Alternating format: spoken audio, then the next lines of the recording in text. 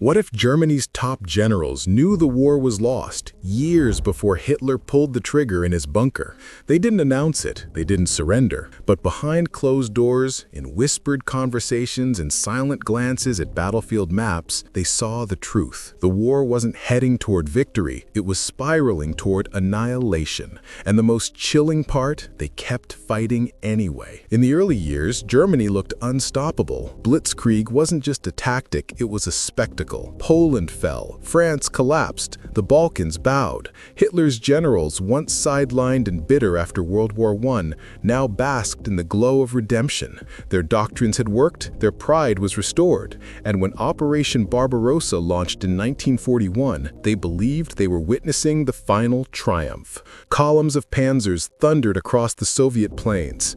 Army Group Center advanced hundreds of kilometers in weeks. Hundreds of thousands of prisoners poured in. Hitler's prophecy of crushing Bolshevism in a single campaign seemed plausible. The generals were euphoric. But beneath the surface, unease was already growing. Veterans of the First World War recognized the warning signs. A war of attrition, not conquest. Supply lines were shattered. Motorized divisions sat idle, starved of fuel. Infantry lagged behind, exhausted and under-equipped.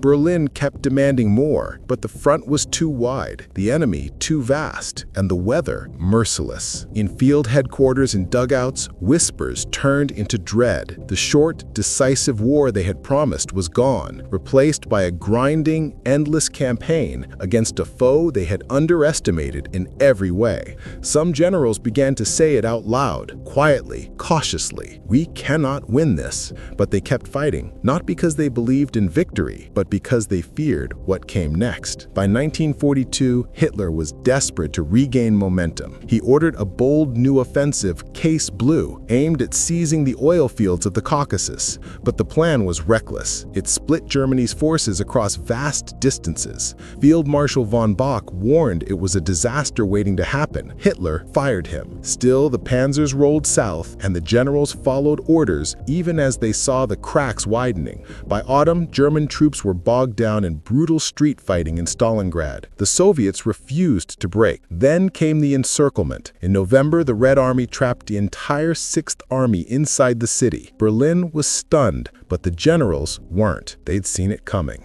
General Paulus begged for permission to break out. Hitler refused. The Sixth Army was left to die, and with it, something else died too, the myth of German invincibility. For the first time, defeat wasn't theoretical. It was real, it was total, and it was irreversible. In the frozen ruins of Stalingrad, Germany's finest army was annihilated, and in the minds of many generals, the war was already over. They just couldn't say it out loud. Spring 1943 brought a flicker of hope, or so it seemed. Hitler ordered a massive counteroffensive at Kursk, hoping to restore momentum on the Eastern Front. The plan was bold, but the generals knew better. Intelligence reports warned that the Soviets were heavily fortified. The element of surprise was gone, and the Red Army was evolving. Privately, many officers doubted the operation. Publicly, they obeyed. When the battle began, German armor was shredded. Soviet defenses held firm. Kursk wasn't just a defeat, it was the last gamble, and it failed. After Kursk, the truth was undeniable. There would be no more major victories. The Wehrmacht was now fighting a retreating war. The maps told the story. The Red Army was pushing west, and the Allies were preparing to strike from the other side.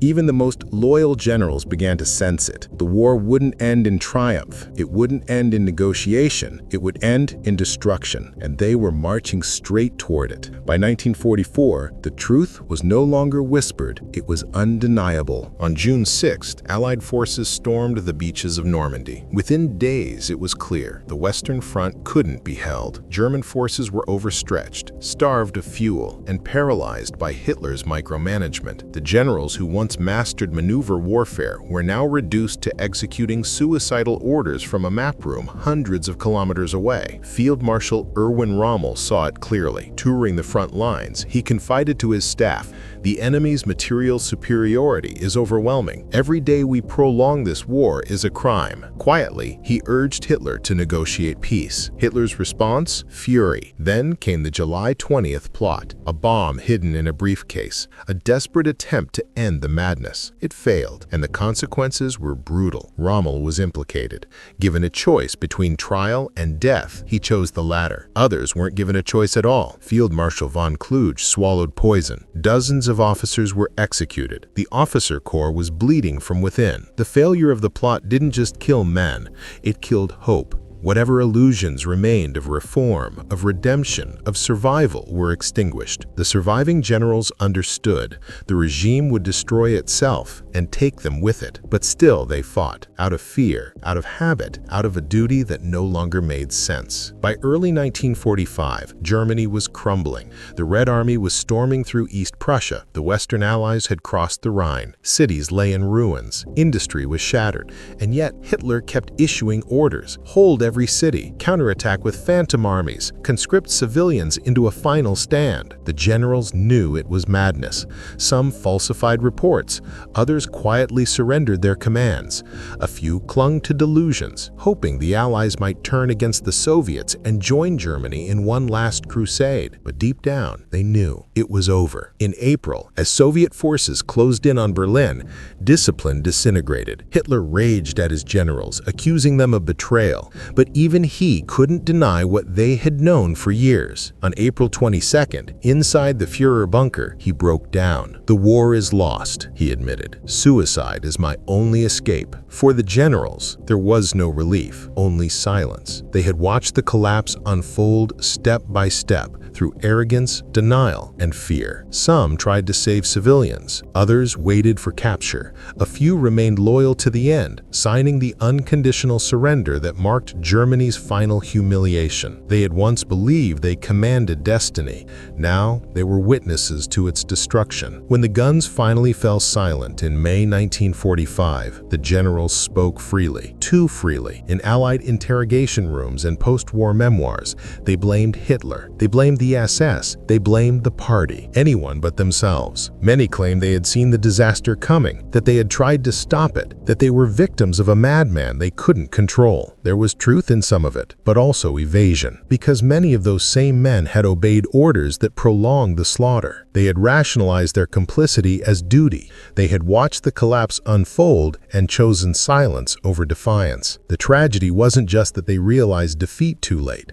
It was that even when they did, they lacked the will to stop it. From the frozen steppes of Russia to the rubble of Berlin, the evidence was everywhere. By 1943, the war was strategically lost. By 1944, militarily hopeless. By 1945, morally bankrupt. But long before the final surrender, in quiet moments between battles, many of Hitler's generals had already surrendered in their hearts. They could see what he could not. That Germany's fate was sealed not in the ruins of Berlin, but in the arrogance of 1941, when they mistook lightning war for omnipotence and conquest for invincibility. There was no grand announcement, no final speech, no heroic last stand. When Hitler's generals realized they had lost, it didn't happen in a single moment. It unfolded slowly, in whispers, in glances, in the quiet dread behind every battlefield report. They had gambled everything on victory, and when it failed them, there was nothing left to believe. Some tried to save civilians, others waited for capture. A few remained loyal to the end, signing the unconditional surrender that marked Germany's final humiliation. But most had surrendered long before the ink dried, emotionally, psychologically, spiritually. They had watched the myth of German superiority collapse.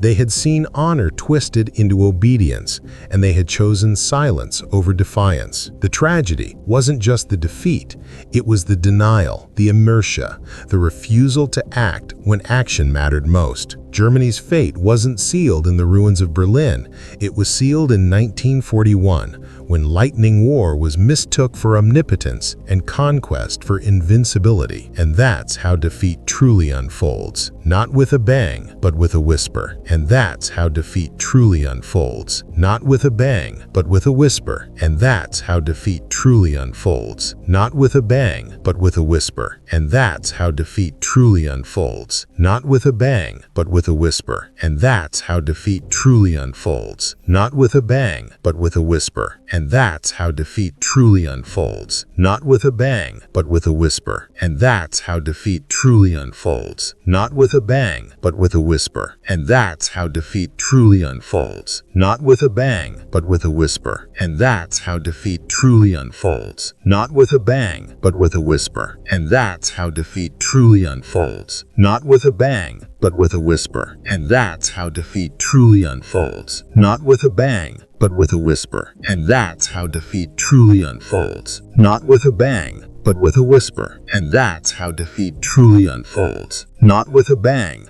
but with a whisper. And that's how defeat truly unfolds. Not with a bang, but with a whisper. And that's how defeat truly unfolds. Not with a bang, but with a whisper. And that's how defeat truly unfolds. Not with a bang, but with a whisper. And that's how defeat truly unfolds. Not with a bang, but with a whisper. And that's how defeat truly unfolds. Not with a bang, but with a whisper. And that's how defeat truly unfolds. Not with a bang, but with a whisper. And that's how defeat truly unfolds. Not with a bang, but with a whisper. And that's how defeat truly unfolds. Not with a bang, but with a whisper.